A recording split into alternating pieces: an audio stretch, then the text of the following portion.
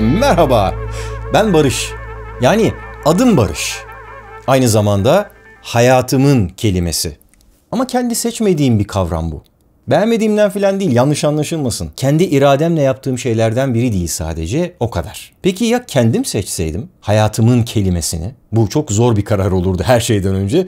O yüzden kavramı biraz daha sadeleştirelim. Bütün hayatımızın değil de sadece bir yılının kelimesini seçelim.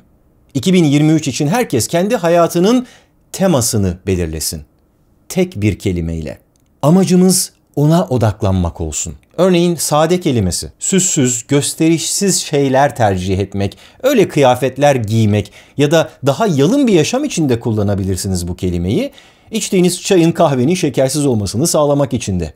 Şekersiz hayat. Şeker demişken bu da güzel bir kelime. Daha tatlı bir yaşam beklentisiyle 2023 temasını şeker olarak belirlemek mümkün. Ama bana kalırsa tuz daha iyi. Çünkü sadece kendine değil, etrafındaki malzemelere de katkı sağlıyor tuz. Onların lezzetini de öne çıkartıyor. Bu yeni bir yılda kazanılabilecek çok güzel bir insani özellik aynı zamanda, değil mi? İşte böyle kelimeler bulursanız yazın aşağıya. Aslına bakarsanız geçtiğimiz günlerde podcast'te de buna benzeyen bir istekte bulundum. Ütopya bölümünde dinleyicilerimden yeni yıla ait dileklerini sesli olarak göndermelerini istedim. Şimdi belki size de fikir verir diye bazılarını paylaşayım. Bakın kendi ütopyalarında hangi kavramlara yer vermişler. Öncelikle merhaba Barış abi. Afiyetli ve bol kahkahalı günler geçirmemizi diliyorum. Dileğim sağlık, kalbe dokunan. Kendimi özgürleştirmek istiyorum. İnsanlık kendine hiçbir canlıdan üstün görmemeli. İz bıraka bıraka yürümek ve ardım sıra gelmek isteyenlere yol olmak istiyorum. Ve sergimin ismini benim ütopyam yapmak istiyorum artık. Her türlü şey olabilir. Umudumuzu kaybetmememiz gerek. Her şey için daha güçlü umutlar besleyebilmemizi istiyorum. Daha fazla üretebildiğim, daha fazla okuyabildiğim, keşfedebildiğim bir yıl olmasını istiyorum. Kaliteyi etrafımdan çok kendimde yakalamak. 5 tane hedef koyuyorum şu an itibariyle kendime. Çocuklarımı eğitmek için kullanacağım yeteneklerimi arttırmak. Bence herkesin zihninde büyük ya da küçük sırça köşkler var. Başarı istiyorum. Benim 2023 ütopyam Türkiye'nin şenlik gibi bir yer olması. Sevebileceğim birinin olması. Kendimi geliştirmeye odaklı bir şekilde her daim gülümsemek.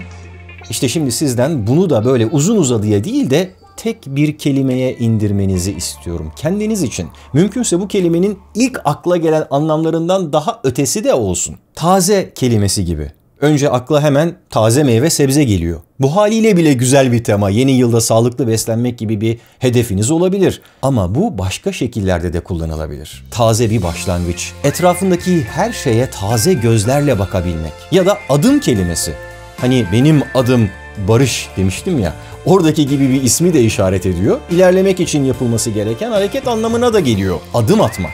2023'te kendinize adım temasını seçebilirsiniz. Sonra da her gün 7000 adım atacağım deyip egzersiz yapabilirsiniz. Kelimenin ilk akla gelen anlamlarından biri ya. Ve aynı zamanda sizi zorlayacak ya. Ne de olsa konfor alanından çıkabilmek için her gün korktuğun bir şeyleri yapmalısın. Sadece günde 7000 adım atmakla kalmayıp 2023'ü geleceğe emin adımlar atma yılı olarak da ilan edebilirsin kendi kendine. Bu basit bir oyun gibi gelebilir.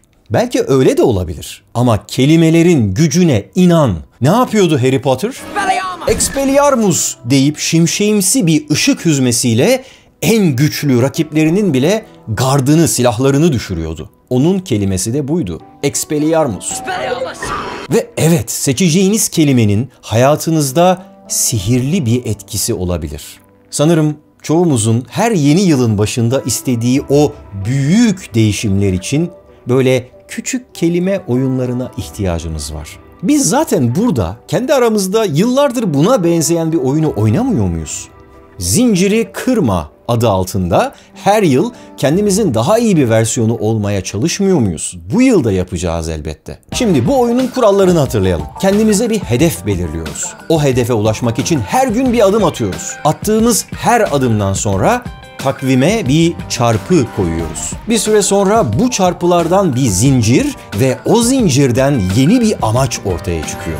Zinciri kırmamak. Böylece yeni alışkanlıklar kazanma işini bir oyuna dönüştürüyoruz. Her zaman olduğu gibi bu yıl içinde hazırladığım takvimi bir PDF belgesi olarak Açıklamalar bölümündeki linkten indirip dilediğiniz gibi kullanabilirsiniz. Eşinize, dostunuza, arkadaşlarınıza hediye edebilirsiniz. Fakat sisteminizin daha başarılı olabilmesi için birkaç küçük ipucu da paylaşayım sizinle. Hedefinizi 2'ye bölün, kolaylaştırın, sadeleştirin. Her gün yaptığınız diğer işlere kolayca eklenebilsin. Yatmadan önce izlediğin diziler var ya, işte 2 bölümü arka arkaya böyle binge watching yapmak yerine bir bölüm izleyip bir bölümde roman okurum de. Bakın hemen 2'ye böldük. 20 sayfa okurum diyorsan 10 sayfa oku. Aklına geldikçe değil, her gün yapacaksın, unutma. Çok uzun bir yol bu. Sürdürülebilir olması için yorulmadan yapmak lazım. Bir de o yolda iz bırakmak. Onun için de bu işi dijital olarak değil, analog olarak yapın. İndirdiğiniz takvimin yazıcıdan bir çıktısını alın. Yazıcınız yoksa sadece bir kağıt, bir kalem ve bir de cetvelle kendiniz de çizebilirsiniz. Uğraşın, emek verin. Zahmete girin, kağıdın üstünde iz bırakın. Konfor alanınızdan çıkın ki o zinciri kırmak kolay olmasın.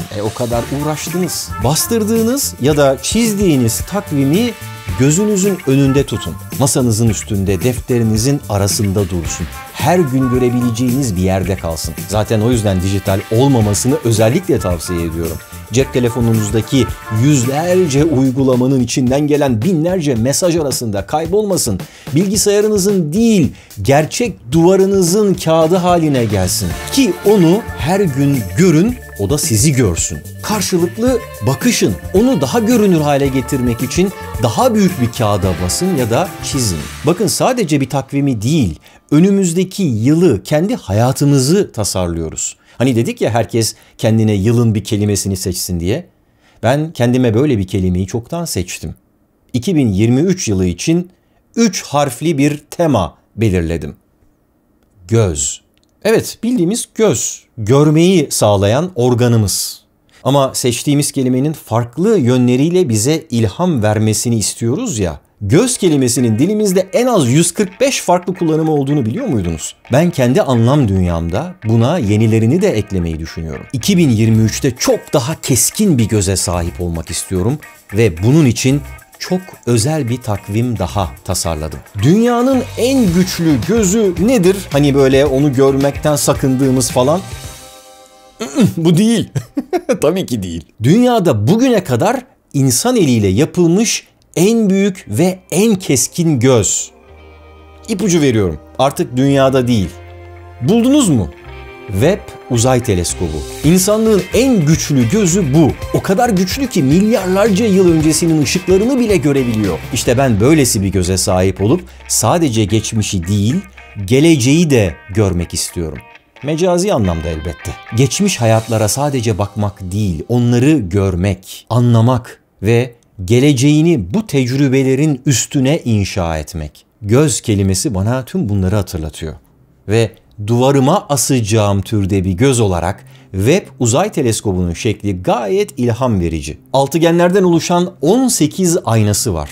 Adeta bir petek gibi. Ortada 6 ayna ve onun etrafında 12 ayna daha. 12 aynayı 12 ay gibi düşünebilir miyiz? Neden olmasın? Ortadaki aynalar da 2023 yılına ait hedeflerimiz. İster hepsini aynı anda yapın, isterseniz 2 ayda bir yeni hedeflere geçin. Merkezde ayna yok ama altıgen bir şekil var. Oraya da yılın en büyük hedefini yazalım ya da kendimiz için seçtiğimiz yılın kelimesini. Peki günleri nasıl organize etsek? Benim için hafta pazar günü başlıyor. İlginçtir, 2023 yılı da öyle. Haftanın 7 gününü bir altıgenin etrafındaki 6 altıgen şeklinde yerleştirsek hiç fena olmadı. Şimdi de haftaları ayların içine yerleştirmeye başlayalım. Bazı aylarda geçişler yapmamız gerekecek. Olsun. Zaten bu fonksiyonel değil, estetik bir takvim.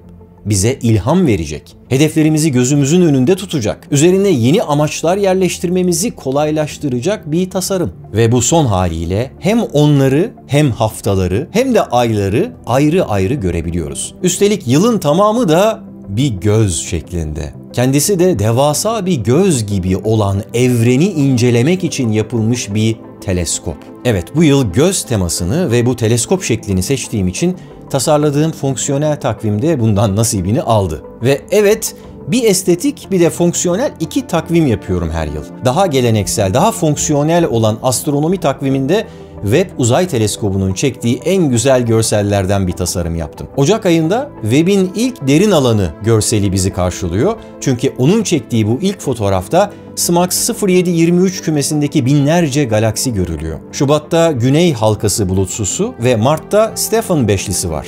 5 galaksiyi birden gösteren ve 150 milyon piksel içeren bu görsel yaklaşık 1000 ayrı görüntü dosyasının birleştirilmesiyle oluşturuldu. Astronomi takviminin günleri gösteren bölümünde hem geçmişteki önemli olayları hem de 2023 yılında gerçekleşmesi beklenen uzaya dair gelişmeleri yerleştirdim. Elbette kendi notlarınızı ve randevularınızı ekleyebileceğiniz boş alanlarla birlikte. Webb Uzay Teleskobu'nun görme yetenekleri o kadar esnek ki bazı ayların görsellerinde çok uzak galaksiler ve içindeki milyarlarca yıldız aynı anda gözükürken bazılarında tek bir gezegen ve hatta tek bir gök cismi var. Dimorphos asteroidini hatırlıyor musunuz? Bu yıl canlı yayında ona gönderilen uzay aracının çarparak yörüngesini değiştirmesini izlemiştik hep birlikte.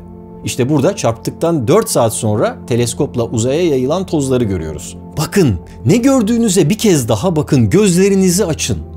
İnanılmaz değil mi? Bir açıdan gerçekten de bu bir ütopya. Çünkü gerçekten de artık insanlığın evrene bakan kocaman bir gözü var. Peki insanın kendi evreni olan hayatına bakan bir başka gözü daha neden olmasın?